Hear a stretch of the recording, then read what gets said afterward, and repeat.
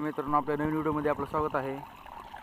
तर तुम्हाला माहितीच असेल याला काय म्हणतात.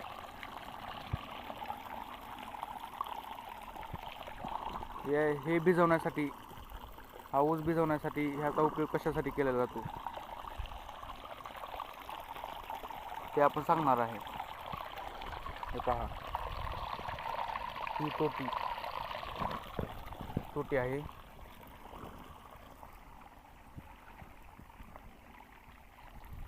याचा उपयोग कशासाठी केलेला आहे ते आपण सांगणार आहे.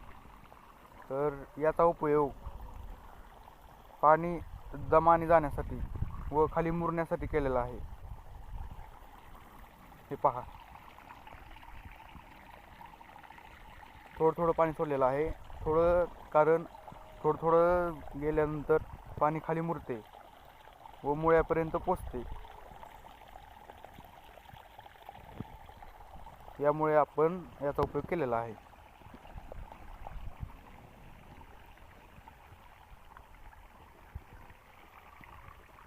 हे पहा,